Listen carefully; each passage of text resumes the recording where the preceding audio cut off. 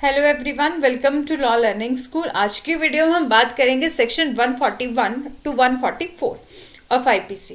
जो सेक्शन 141 है वो बात करता है अनलॉफुल असेंबली के बारे में, जिसमें भी बोला है कि किसी भी अनलॉफुल असेंबली के लिए क्या होना चाहिए, एक तो 5 और मोर पर्सन होनी चाहिए।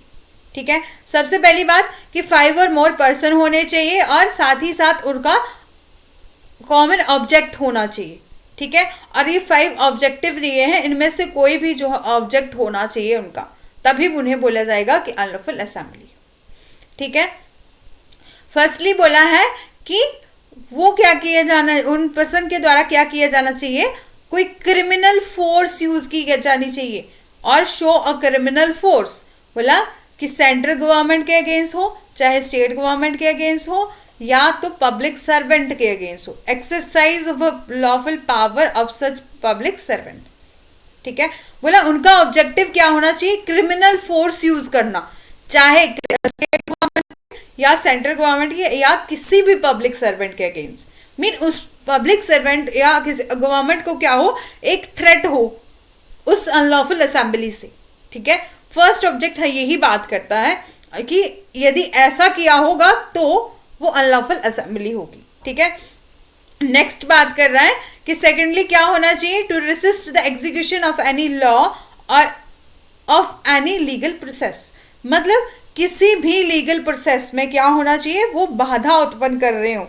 मतलब फॉर एग्जाम्पल के लिए हम ले लेते हैं कि कोई भी जैसे किसी पर्सन को अरेस्ट करने के लिए कोई पर्सन आए, तो हम अगर जो हमारी सीआरपीसी है उसमें हम देखते हैं कि एक किसी पर्सन को अरेस्ट करने के लिए क्या प्रोविजन है। ठीक है, तो पुलिस वाले उस पर्सन को अरेस्ट करने के लिए आए और आसपास के लोग या उसके जो भी सगे संबंधी होंगे वो क्या कर रहे हैं, उसको जबरदस्ती रोकने की कोशिश कर रहे हैं। ठीक है, वो और पुलिस वालों के साथ बदतमीजी कर रहे हैं और उनको रोक रहे हैं, उनकी लीगल प्रोसेस में क्या कर रहे हैं, बाधा उत्पन्न कर रहे हैं, तो उसे बोला जाएगा अनलॉफुल असेंबली। ठीक है, और बात कर रहा है नेक्स्ट की टू कमिट एनी मिसचीफ और क्रिमिनल ट्रेसपास और अदर ऑफेंस। मीन कोई भी असेंबली के द्वारा क्या किया जाना चाहिए, एक क्रिमिनल ट्रेसपास किया गया होना चाहिए, या तो कोई भी ऐसा ऑफेंस जो अनलॉफुल असेंबली के जितने भी मेंबर हैं वो मिलकर ऐसा कर रहे हो।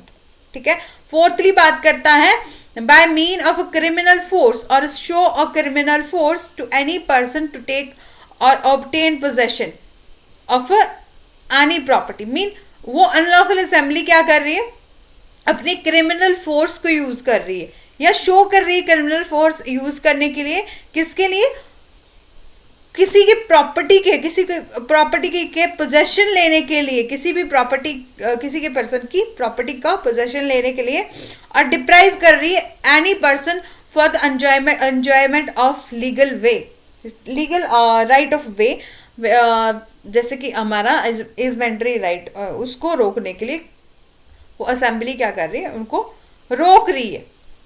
ठीक है, और कोई भी ऐसा जैसे यूज ऑफ वाटर और अदर इनकॉर्पोरियल राइट है उस किसी पर्सन का, उसको रोक रही है, या in possession of enjoyment enforce any right suppose right. ठीक है, मतलब इस प्रकार की कोई भी एक्टिविटी कर रही है, या तो पहले तो बोला कि या वो क्रिमिनल फोर्स यूज करी किसके अगेंस्ट, सेंट्रल गवर्नमेंट के अगेंस्ट या स्टेट गवर्नमेंट के और पब्लिक सर्वेंट के अगेंस्ट। ठीक है, ये हो गया पहला।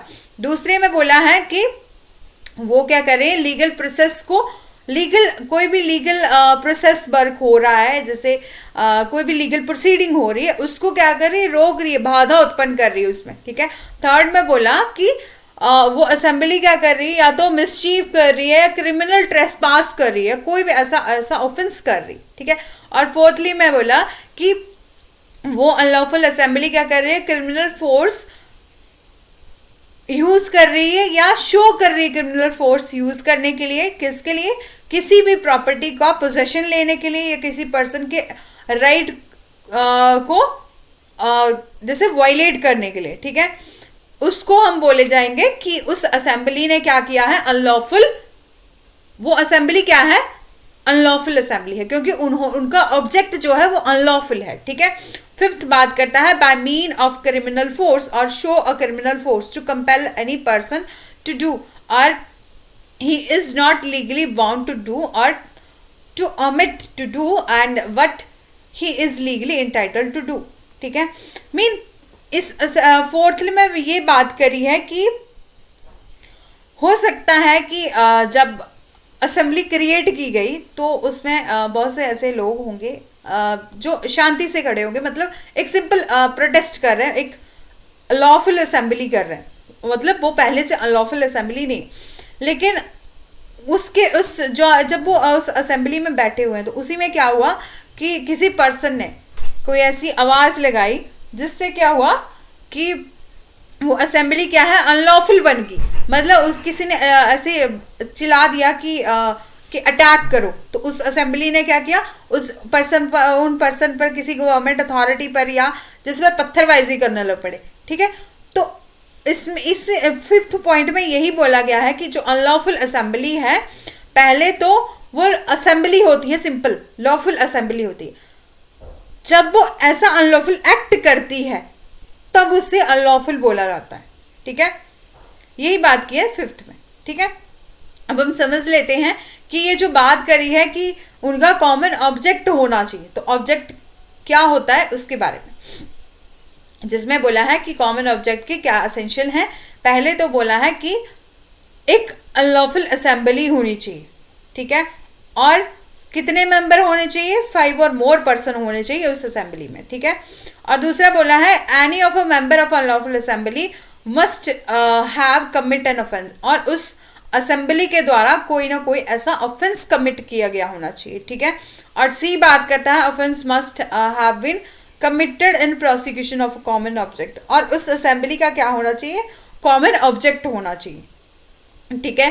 कॉमन ऑब्जेक्ट मतलब उन के द्वारा, उन पर्सन के द्वारा कोई ना कोई जैसे मिली भगत होनी चाहिए उसका, वो सभी लोग जानते होंगे चाहिए कि किसी ना किसी ऑब्जेक्ट को अचीव करने के लिए वो असेंबली जो क्रिएट की गई होनी चाहिए। ठीक है।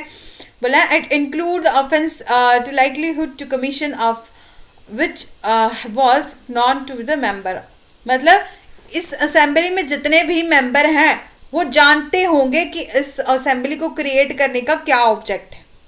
ठीक है। उसे बोला जाएगा लॉफुल असेंबली का ऑब्जेक्ट। ठीक है। नेक्स्ट हम बात करते हैं, एक लैंडमार्क केस है वीरेंद्र कुमार घोष वर्सेस किम एम्परर। इसमें क्या हुआ था कि जो 4 मेंबर थे, एक वीरेंद्र कुमार घोष था और उसके 3 अदर दोस्त थे, वो क्या कहते हैं मिलकर एक प्लान बनाते हैं। ठीक है। किसी जो पोस्ट ऑफिस है उसको लूटने के लिए, रॉबरी कमिट करने के लिए। ठीक है। और उन्होंने क्या किया, जो इसके 3 दोस्त थे वो चले गए अंदर और वीरेंद्र कुमार घोष को जो है गेट पर खड़ा करके चले गए। ठीक है। हुआ क्या कि वो जो 3 मेंबर अंदर गए, पोस्ट ऑफिस के अंदर गए, उन्होंने बोला कि जो पोस्ट ब्रांच का पोस्ट मास्टर होता है उससे वो मनी की डिमांड करने लगे। ठीक है। जब पोस्ट मास्टर ने उसे देने के लिए मना कर दिया तो उन्होंने क्या कर दिया, उस पर मतलब फायर कर दी, मतलब उन्होंने उसको मार दिया वहीं पर। फिर जब पुलिस ने इन लोगों को पकड़ा तो वीरेंद्र कुमार घोष ने बोला कि मैं तो दरवाजे पर खड़ा था मैं जो गेट पर खड़ा था, मतलब मैंने कोई ऑफेंस नहीं किया, मैंने इस पोस्ट मास्टर को नहीं मारा है, क्योंकि मैं तो खड़ा ही था मतलब गेट पर। तो कोर्ट ने बोला कि यदि आपको पता है कि आप क्या कर रहे हो, कोई ऑब्जेक्ट अचीव करने के लिए वो असेंबली बना रहे हो, मतलब वो मतलब आप 3-4 का क्या था, कॉमन ऑब्जेक्ट था, क्या करना, पोस्ट ऑफिस को लूटना, उसमें रॉबरी कमिट करना। ठीक है। और उसके बीच में क्या हुआ कि उसने उसकी जो इसके दोस्त थे उन्होंने पोस्ट मास्टर की डेथ कर दी। तो आप भी, क्योंकि आपका कॉमन ऑब्जेक्ट था, आपके प्री प्लान हुआ था आप चारों के बीच में कि आपको क्या करना है, रॉबरी कमिट करनी है, तो यहाँ पर आप क्या होंगे, इक्वली लाइबल होंगे, चाहे आपकी फिजिकल प्रेजेंस है या ना है। ठीक है। यही बात करी थी इस केस में, जिसको पोस्ट मास्टर केस के नाम से जाना जाता है। ठीक है। नेक्स्ट बात करते हैं सेक्शन 142 बात करता है being a member of unlawful assembly, जिसमें बोला है कि however being aware of a fact which render any assembly and unlawful assembly intentionally to join assembly।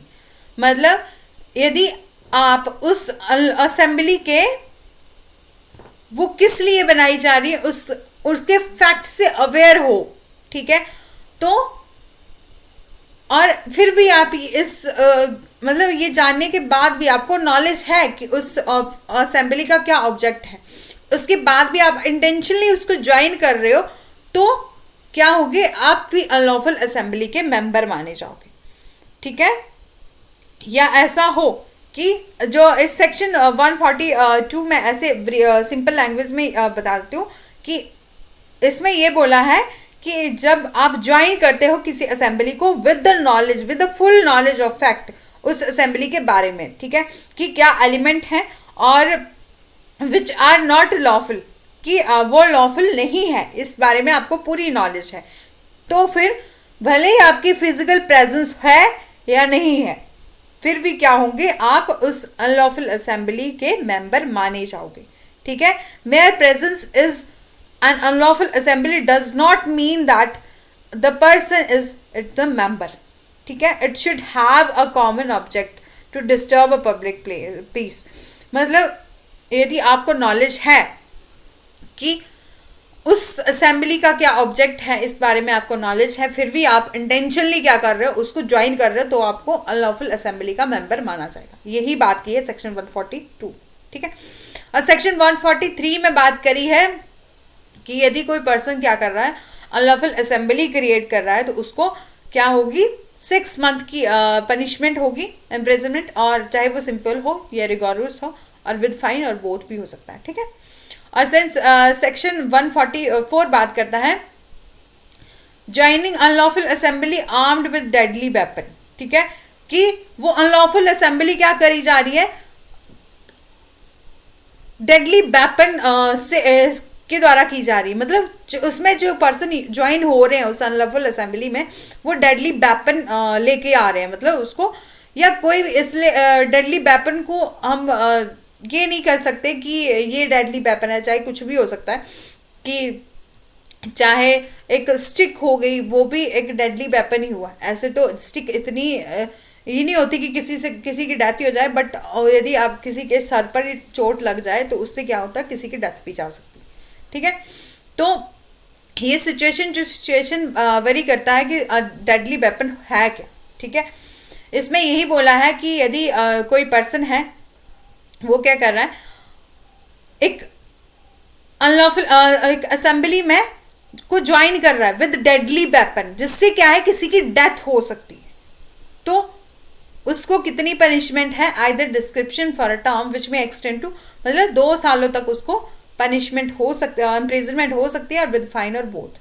यही बात की है सेक्शन 144 में कि कोई भी ऐसा पर्सन जो ज्वाइन कर रहा है विद डेडली वेपन किसी असेंबली को, जिससे क्या है, किसी की डेथ हो सकती है, तो उसको 2 सालों तक की जो है सजा मिल सकती है, चाहे वो सिंपल हो या रिगोरस हो, और विद द फाइन और बोथ भी हो सकता है, ठीक है। यही था सेक्शन 141, 142, 143 एंड 144। यदि आपको वीडियो अच्छी लगी है, then do like, share and subscribe and press the bell icon for further notification. इससे पहले भी मैंने एक प्लेलिस्ट बनाई मेरे ही चैनल पर, जिसमें आईपीसी को थोड़ा बहुत कवर करवा चुकी हूँ, और आगे आने वाली वीडियोस में पूरा ही कवर करवाऊंगी, और इंडियन कॉन्ट्रैक्ट एक्ट के भी काफ़ी ज़्यादा सेक्शन जो है करवा चुकी हूँ। यदि आप वो वाली वीडियो देखना चाहते हैं तो मेरे चैनल की प्लेलिस्ट में जाके उसको देख सकते हैं, ठीक है। यदि आपको वीडियो अच्छी लगी है, then do like, share and subscribe and press the bell icon, ताकि आपको आगे आने वाली जितनी भी वीडियो होंगी आपको उसकी नोटिफिकेशन आती रहे, ठीक है।